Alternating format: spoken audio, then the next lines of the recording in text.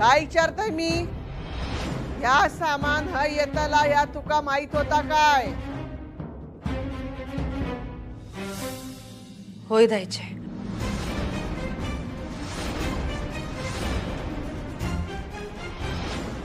काय एवढा सगळा माहित असताना पण? अरे पण रघुनाथा, घरातल्या गोष्टी घरातच राहू दे, बाहेरच्यांसमोर तमाशा नको. उमा खोत तुम्हीच का? इथे सही करा ना.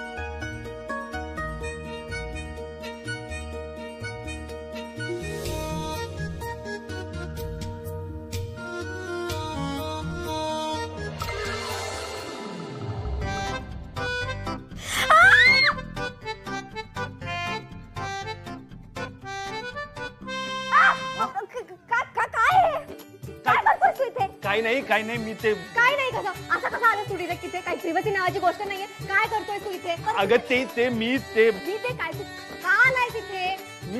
मी का आलोय? तेच मी तुला केव्हाची विचारतीये. बोल ना मिस्टर श्रीनिवास. श्रीनिवास. हा काय करतोय तू इथे? काय तू थांब का जरा, मी ब्लँक झालोय. ब्लँक झालाय म्हणजे? तू मुलींच्या रूम मध्ये असं कसं येऊ शकतो? आणि काही मॅनर्स नावाची प्रकार नाहीये का? ते सो कॉल्ड संस्कारांचं काय झालं तुमच्या? आणि प्लीज तू थांब का जरा, मला बोलायला देशील? मग मी केव्हाच तेच विचारते तुला, पण तू फक्त बघतोस माझ्याकडे. बोल ना. अगं आठवलं, मी तुला बाहेर बोलवायला आलो होतो. पण मग हे नॉक करून पण तर सांगता आलं असतं. हॅलो, जरा शांत बसशील का? मगासपासून आपल्या चिवचिव जरा गप गप गप. मुळात आमच्या इथे हे असं बंद खोलीत गाणी ऐकत केस नाही वाळवत. बाहेर अंगणात जातात आणि ऊन घेत केस वाळवतात. तुझ्या त्या प्रोडक्ट्स पेक्षा, आणि ते हेल्दी पण आहे केसांसाठी. हे काय झालं? प्लीज मी माझं काय ते बघून घे. प्लीज तू बाहेर का बोलवतेस ते सांग आधी. आत्ता कळलं. त्यांना पुन्हा काहीतरी बोलायचं असेल ना मला. माझे संस्कार काढायचे असतील. तू अशीच आहे, तू तशीच आहे. नाही मीच जाऊन विचारते त्यांना. मी काय तू सॉरी पण प्लीज माझं ऐकून घे. बाहेर तुझं पार्सल आलंय लंडन वरून. लवकर तयार हो आणि बाहेर ये. एवढंच सांगायला आलो होतो मी. फक्त ते जरा ब्लँक झालो. येतो. आणि हो, दरवाजा लावून घ्यायचा असतो. मी जातोय आता, मी लावून घेतो. हा, मी हे बघ. हा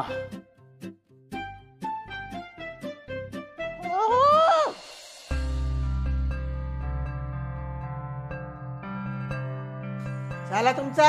हो. भाऊ चहा आणलाय. घ्या चाय घेवा. होतांचा घर आया. चाय घेतल्याशिवाय कसे धाडतील? घेवा. बसून पे.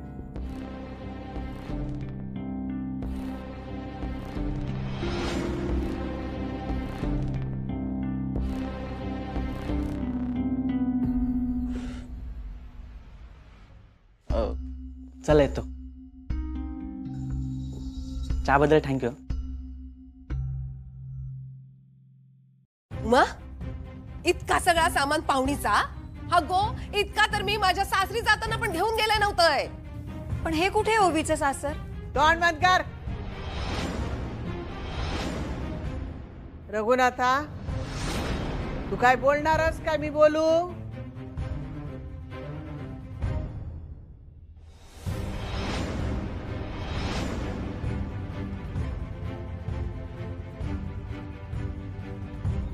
कळला माका?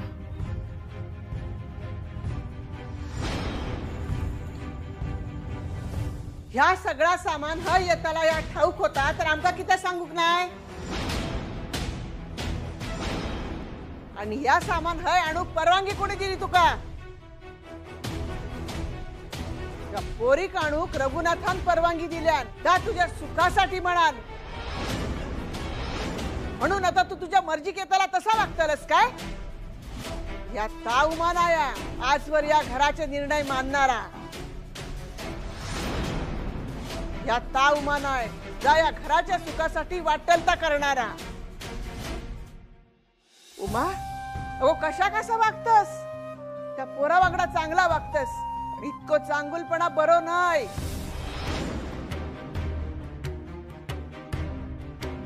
जायचे असं काय नाही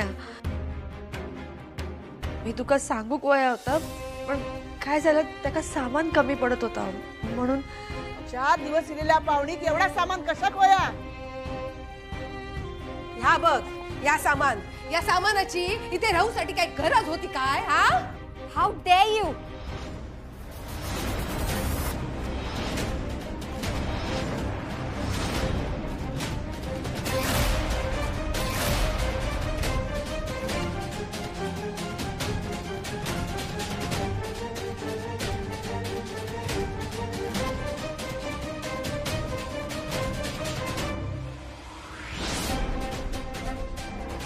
अगो अगो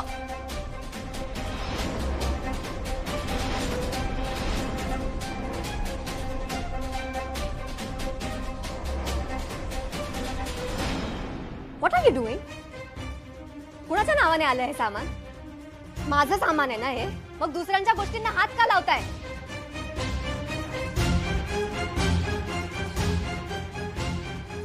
तू बघतीयस ना हे सगळं काय चाललंय आणि तुम्हीच म्हणता ना तुमचे संस्कार अँड व्हॉट एव्हर मग हे सगळं चालतं त्यात हो पुटक्या तोंड बंद कर स्वतःचे संस्कार काढतोस या सगळ्या तुझ्या बापाशी धाडल्यात आधी लेकी खाय पाठवला मग हे सामान पाठवला याचा अर्थ आमका काय कळला नाही काय असा काय नाही अच्छा काय नाही तसा काय नाही मग हे कसं असतं ते सांग आमका मी कायमची नाही राहणार आहे इथे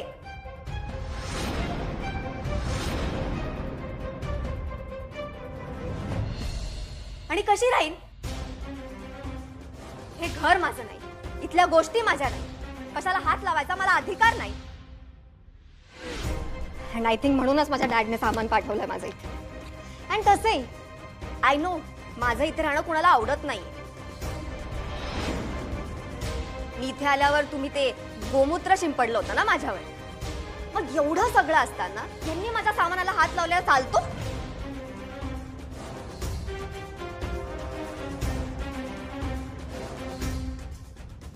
का का वागताय असं तुम्ही सगळे ओवी जरा ऐकून तर घे ना काय ऐकायचंय आता ह्या सगळ्या माझ्या पर्सनल गोष्टी आहेत इथे कोणी कसंही वागत असलं ना तरी मला माझी स्पेस हवी आहे ह्या घरात लोक डिरेक्ट रूम मध्ये घुसतात काय दुसऱ्यांचं सामान उचकून बघता काय पण एवढा सामान पाठवूची गरजच काय मग काय झालं मला सांगा उद्या निशी बाहेर गावी गेली आणि तिच्या बाबांवर तिचं सामान द्यायची जबाबदारी आली तर त्यांना समजेल काय पाठवायचं तिला नाही ना तसंच माझ्या डॅडलाही नाही कळलं म्हणून त्याने एवढं सगळं सामान पाठवलं पण ह्या घरात एका मुलीचं आलेलं सामान बिनधास्त उघडून बघतायत वस्तूंना न विचारता हात लावतायत हेच संस्कार आहेत का खोतांच्या घरातले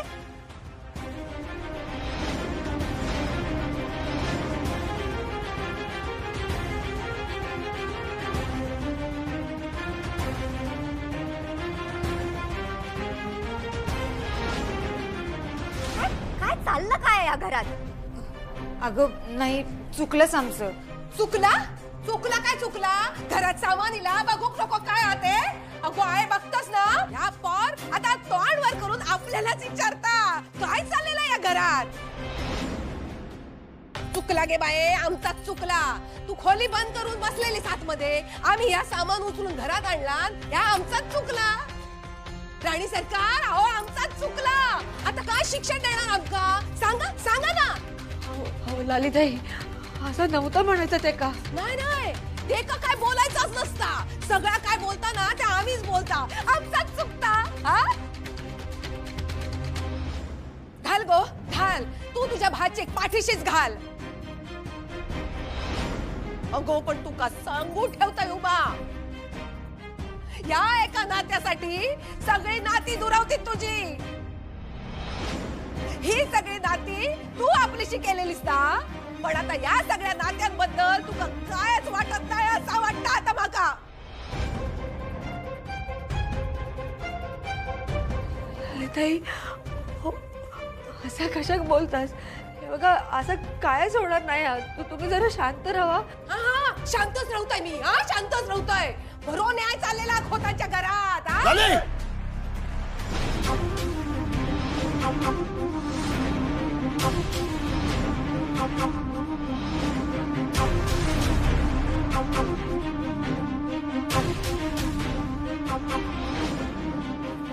गबस जरा.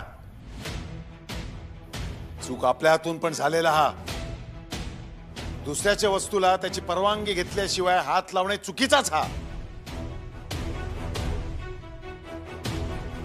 पण ही जरी चूक असली तरी समोरच्याच्या वयाचा भान न ठेवता वडीलधाऱ्या माणसाला नको नको ते बोलणं हे खोतांच्या घरचे संस्कार नाही आहेत.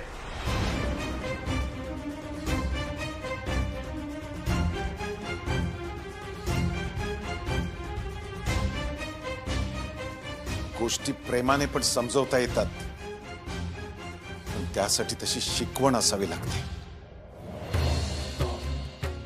तोंडातून अपशब्द बाहेर पडल्यानंतर झालेल्या जखमांवर उपाय करण्यात काही अर्थ नसतो.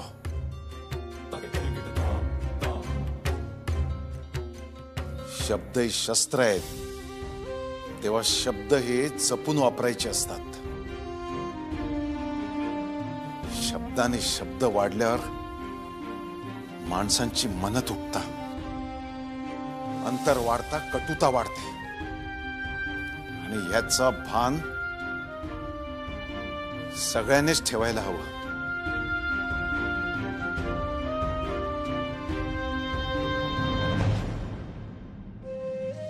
कुठल्याही वस्तूंपेक्षा नाती महत्वाची आहेत. या वस्तूंनी नाती जपता येत नाहीत.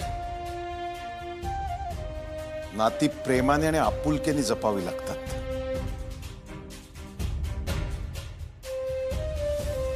आत्ताच्या आत्ता हे सामान माझ्या नजरेसमोरून हलवा. विषय संपला. दादा बोल तू. माकाच बोल. माझेच सगळे चुका. झाला तुझा समाधान झाला. माका कळून चुकलेला. माझी या घरात काय एक किंमत नाही.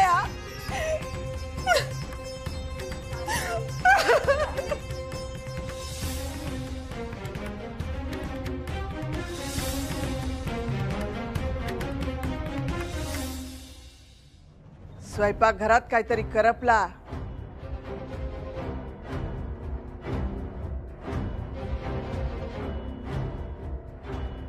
लक्ष नसला ना अशान सगळाच करपताला.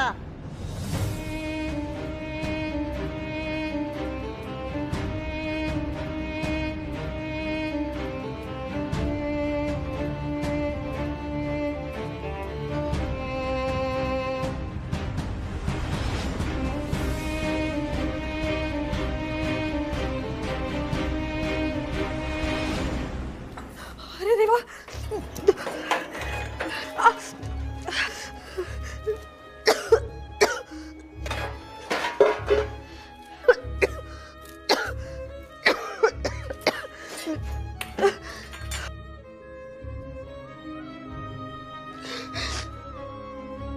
किती चांगला करून गेले तरी सगळं उलटच होता.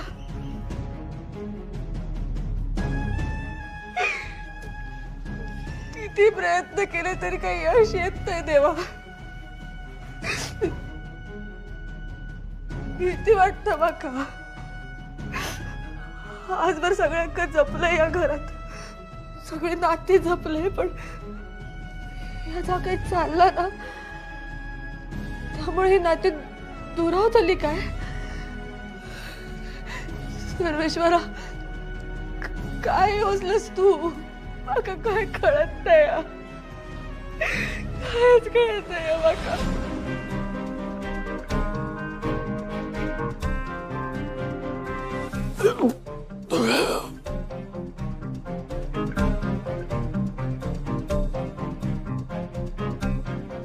रघुनाथा, या सामान त्याच्या बापाशीन पाठवल्यान काय उमान स्वतःहून मागून घेतल्यान? याचा काय सगळा चालला ना त्याच्यावरून माका पुढचा काय खरा दिसणार नाही. हा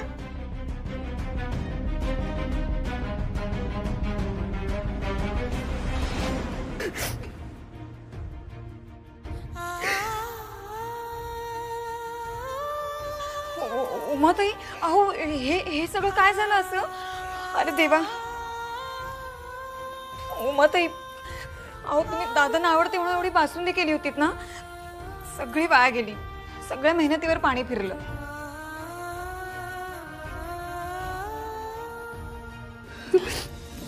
उमाताई, अहो मला कळतीये तुमची घालमेल, पण खरं सांगू तुम्हाला, तुम्ही आजवर या घरासाठी सगळं केलं. कायम सगळ्यांचा विचार करत आला तुम्ही आतापर्यंत. आज या घराचं घर पण टिकू नये यात सगळ्यात मोठा वाटा तुमचा आहे उमाताई. पण माफ करा मला, ओवी आल्यापासून मी बघते तुमची केवढी तारांबळ उडतीये. आहो तुम्ही किती आणि काय काय सावरून घेणार आहात तिच्यासाठी? आता आजच बघा ना, लालिताई किती दुखावल्या गेल्या होत्या. उमाताई, आजपर्यंत तुम्ही त्यांचा एक शब्द सुद्धा पडू दिला नाही. जे काय म्हणतील, जे काय सांगतील ते सगळं तुम्ही निमूटपणे ऐकून घेतलं कायम.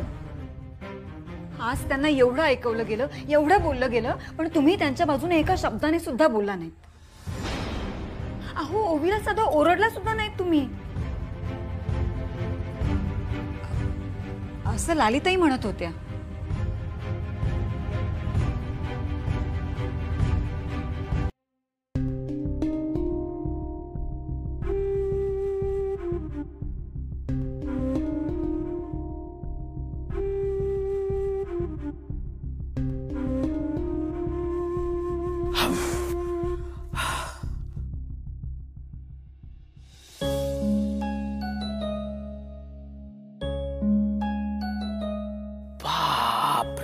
बापरे बापरे, काय काय पाठवलंय विजयरावांनी?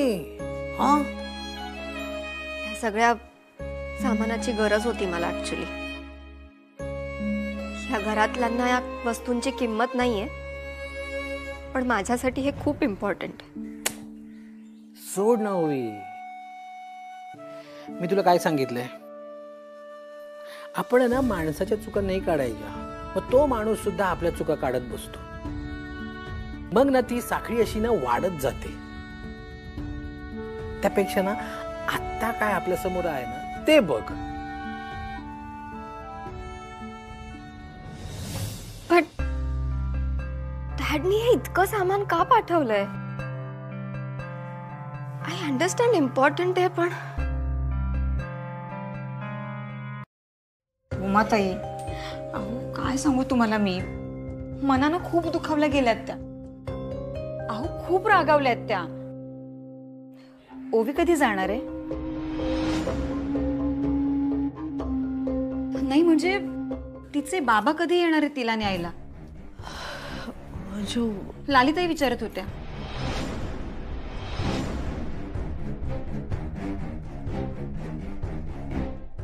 मी बोलते लालिताई. नाही नाही नाही नाही, तुम्ही आता काही नका बोलू त्यांना. अहो साधा ओवीचा विषय सुद्धा काढू नका त्यांच्या समोर, अजिबात नको. हो उमाताई, असं काय करताय? ओवीचं आणि लालिताईंचं या जन्मात पटेल असं मला अजिबात वाटत नाही.